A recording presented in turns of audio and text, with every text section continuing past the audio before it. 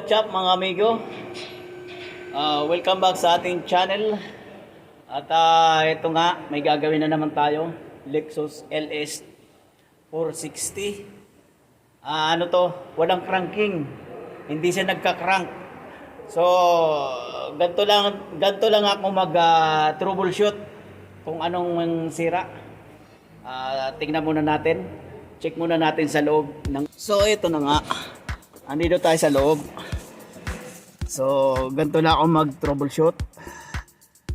Ito yung kanyang starting button. Hindi siya nag-green. Kaya ilapit natin na yung remote. Ayun. Nag-green na yung ano, 'di ba? Nilapit ko yung remote.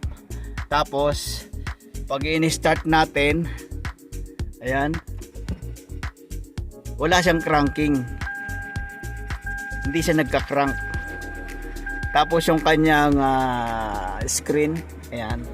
Okay naman siya. So yun na nga. So ito troubleshoot natin. Ito troubleshoot natin sa labas. So ganito ako mag-troubleshoot. Ito yung kanyang fuse box. Saka yung kanyang relay, starting relay. Dito ko yan nakita. Nakatago kasi yan eh. Ayan. Dito ko yan nakita yan. Ayan. Mayroon siyang diagram dito. Tapos yun ang kanyang starting relay. So ganito yan. Tatanggalin muna natin yung relay. Aha. Ito yung relay. Ito, kailangan mo tong yun, doon sa ano na yon. Itong dalawang terminal na to, itong terminal na to, rerektahan mo yan. Para malaman mo kung gagana yung starter. Rerektahan natin ito. Saka natin malalaman kung gagana yung starter. Makikita nyo, nag-i-spark lang yung ano nya. Yan o. Nag-i-spark lang. Hindi gumagana yung starter. Ngayon, itaas natin ang ano, taas natin lifter. May gagawin pa tayong isa. So, nataas na natin ang sasakyan. Masisilip na natin yung starter dito. Ayan yung starter. Ang gagawin natin, tutuktukin lang natin yung starter. Kasi kung sakali man na ano, kung sakali man na yung carbon maikli na, pwede siyang lumapat.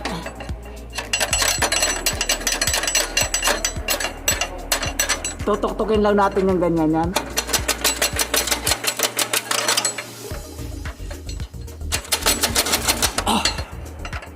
Ayan.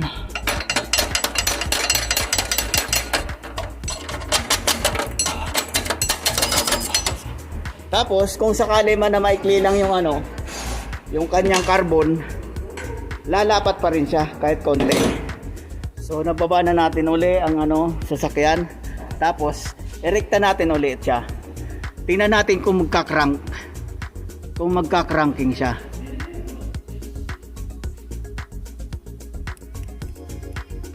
So yun, no? Ganun pa rin. Nag-i-spark lang. May tendency kasing ano yan. Ayan, no? Ayan. May tendency kasi na sumama sa andar. May tendency sumama sa andar yung starter, kaya nagkaganyan yan. So yun na nga, ang gagawin natin yan, magpapalit na tayo ng starter. Mayroon naman akong video dati na nagpalit ako ng starter nito. Pinakita ko lang sa inyo kung paano mag-troubleshoot. Paano mo mako-confirm na starter yung sira. So yun na nga po, magpapalit na ako ng starter. May video naman ako dito nung nakaraan buwan pa kung paano magpalit ng starter. Ganun lang mag-troubleshoot. Paano mo ma-confirm na starter ang sira. So ito na nga mga amigo, natanggal ko na yung starter. Ayan. So hindi na ako nagtanggal ng tambutso. Ay pati yun hindi na ako nagtanggal. Niyupi ko lang yung ito niyupi ko lang to ng konti para may pasok ko yung kamay ko. Tapos niluwagan ko yung tornilyo. Ay mga tornilyo na yung dalawa. Inurong ko yung starter patras. Natanggal ko na yung cover. Ay yung cover. Ay yung cover. Ito na yung starter. Medyo maliit lang siya kaya nadukot ko. Malalaman natin kung yung bibilihin niyang starter kagaya nito, yung una kong video dati. Yan. Magkaiba. Yan. Ito yung ngayon. Ito yung starter ngayon. Ito yung noon, yung nakaraang kong video. Medyo malaki siya, medyo mahaba. May reduction kasi siya, kaya mahaba siya. Ito, ano to? Yung mga sinaunang starter to. Yo, what's up mga amigo? So ito na nga, naikabit na natin yung starter, naikabit ko na. Dito na sa loob, ayan oh. Bagong bago. Reduction type yung kanyang nabili. Hindi kagaya ng luma niya, ano na siya, ano lang yun. Ordinaryong starter lang yun. Nakabit ko na, tapos ayan yung mga insulator niya. Nabalik ko na rin. So ito na lang, yung bracket na lang dito. Pero titesting muna natin bago ko ibalik yung mga yan. So yun na nga, dito na tayo sa loob, titesting na natin. Pero ganun pa rin ang procedure, kailangan matapos mag-loading yung screen. Pero dati nang yung navigation yan hindi nagana. Aha. Yun, under ka agad. Ayun, nag-loading. So ayan, dati niya. Pero yan, gumana yung kanyang aircon. Pero yung kanyang navigation wala, ayan o. Yung kanyang tawag dito, yung map navigation. Basta yun. Dati pa rin nung chinik up natin to, ganyan na yan. Pero yung aircon gumagana. Ayan. Minsan yung ibang screen kahit yung aircon na yan, hindi yan nabukas. So yun na nga, umandar na. Umandar na yung ating ginawa. So papatay na uli natin para ikabit na yung mga pangilalim yung natitira. So okay na siya, wala siyang ibang diferensya. Yun lang kasi nakailaw yung kanyang